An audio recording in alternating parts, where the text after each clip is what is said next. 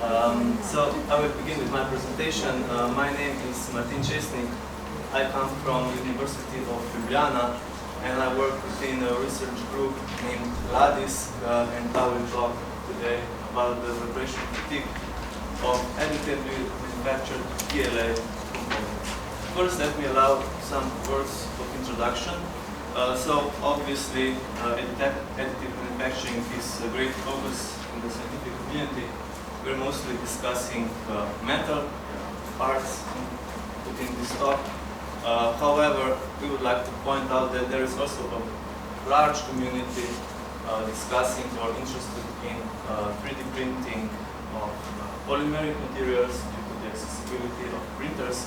For example, here is a screenshot of the YouTube video discussing the strength of additively manufactured PLA, and in three years it reached 2 million views. So obviously there is a popular demand also in this area.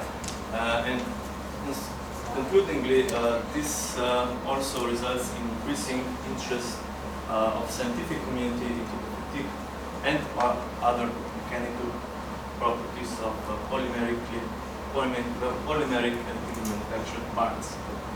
So there is no denying mechanical components from 3D printed polymers are here, and it is our task for us to characterize their mechanical properties.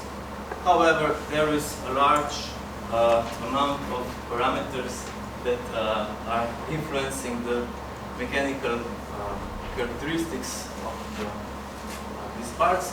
For instance, we have a plethora of different materials, from pure materials, ABS, PLA, PA, to the composites, fibers.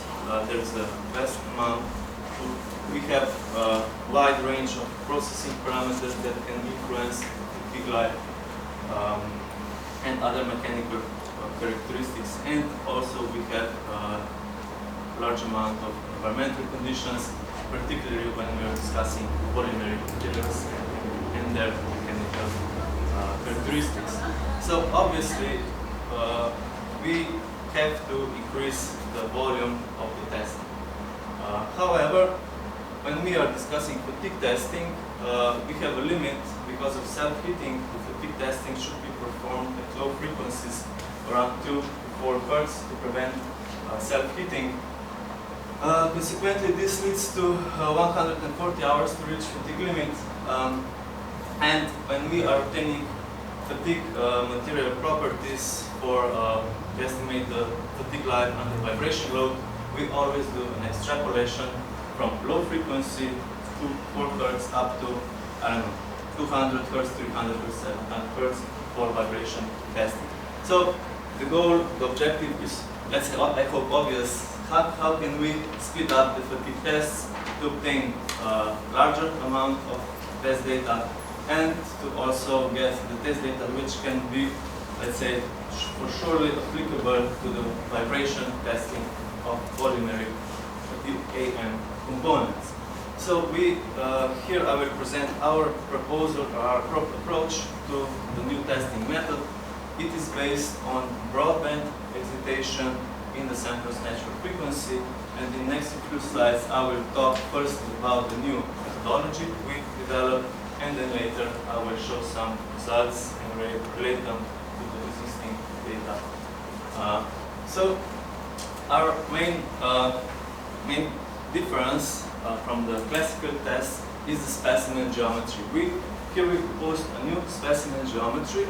It has a fixation, it is clamped on these two surfaces here. We have a reduction of cross-section here. Here is the fatigue zone, and we have an inertial mass.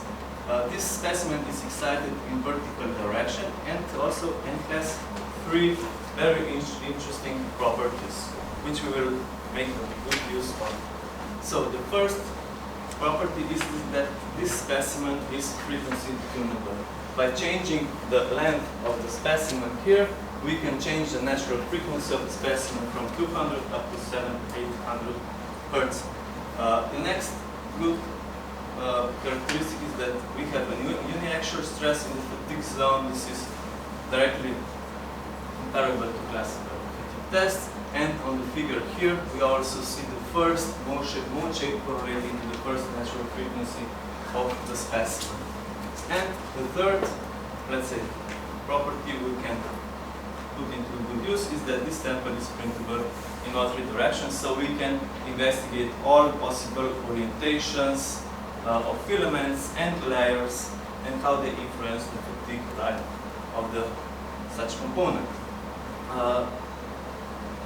So if we print this sample in X direction, which is marked here, or in Y direction or in Z direction, we obtain all possible combinations between filament orientation, layer orientation, and principal stress direction.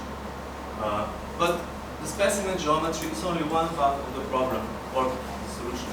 The other part is how to load, how to excite this specimen. So here we propose the excitation in form of random broadband signal and an application of the excitation or the loading in terms of acceleration at the fixation point. Obviously, the response, the stress response of the specimen is narrowband. We have here in frequency domain and also in time domain. And here is the answer or the idea why we propose this approach at the first step, because we have alternating loads, and this, by our preliminary measurements, did not induce self-heating. So in this way we can speed up the fatigue testing, we can test at increased frequency and avoid self-heating. However, this approach does not give an exact stress response. We also always have to take into account some experimental deviations. Therefore, we proposed an indirect stress monitoring. We are looking at a large amount of test specimens, so it would be very inconvenient to put a strain gauge on every particular sample. So we proposed indirect stress monitoring. I will present next. So by measuring the velocity response here with laser vibrometer, we get velocity frequency response. From it, we can get with modular identification natural frequency and damping, taking into the account the wavelength and combining this with natural frequency and damping, we get a digital twin of each particular specimen tested. And here we have transmissibility of velocity over acceleration for measurement for one particular sample and for a numerical model built exactly for this particular specimen.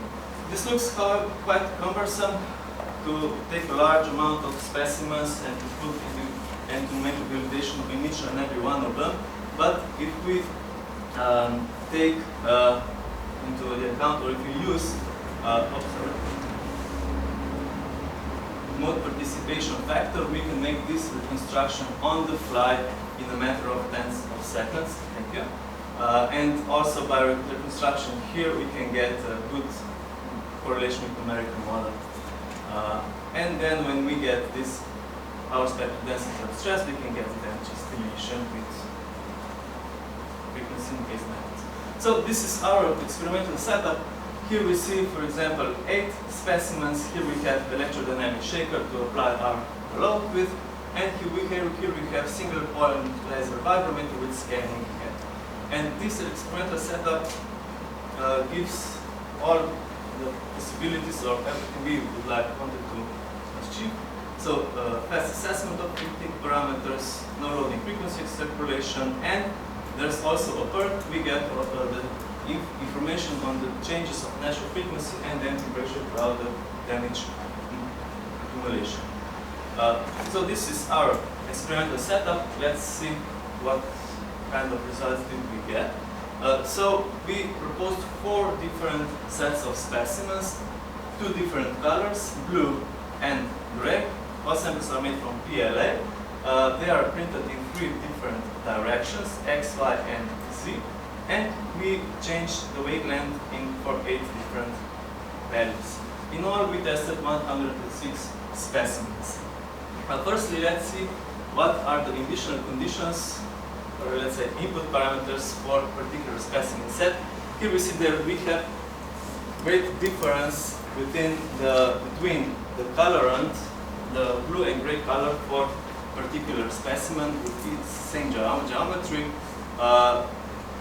and even bigger difference appears when we observe the damping ratio. Obviously, the gray colorant changed the material properties of the specimen significantly, but with our approach, we can take this into the account in assessing parameters. So when we perform fatigue tests, we can also observe how does the natural frequency change during the damage accumulation. And here we see instantaneous drops. We have for the samples printed in X direction and slower rate of damage natural frequency drop for other directions parts. So this is very helpful and useful for structural health monitoring. So here are the results. We see a good linear trend for each particular specimen set. Here we have road cycle set, the natural frequency, and here we have RMS value sigma stress. Of course, one has to keep in mind that these values at y-axis were obtained by numerical model. And of course, we need to have in mind that this value here is not, let's say, 1.5, but we have a narrow band Rayleigh distribution of cycles, so we're not here in very high cycle fatigue, but in high cycle fatigue. The results we got from the experiments, we applied then some numerical optimization algorithm to obtain frequency material fatigue parameters. We get, let's say, good correlation. There are some question marks, for example, here, but this is also the later focus for us to work on. And if we compare the results we obtained with existing studies, we can see that the X direction printed specimens that are mostly similar to the specimens tested by Palmieri and Ezek with this orientation are quite similar. So this looks promising, and also we get a good correlation, let's say, between the specimens that were printed in the same direction and with the specimens with from Ezek and, for example, Zad. So to conclude, here we tested 156 specimens. Total testing time was 226 hours, so this is significantly short testing time with no frequency extrapolation. Here are some conclusions. I think I'm short on time, so I will thank you for your attention, and if you have any questions, feel free to ask. Thank you.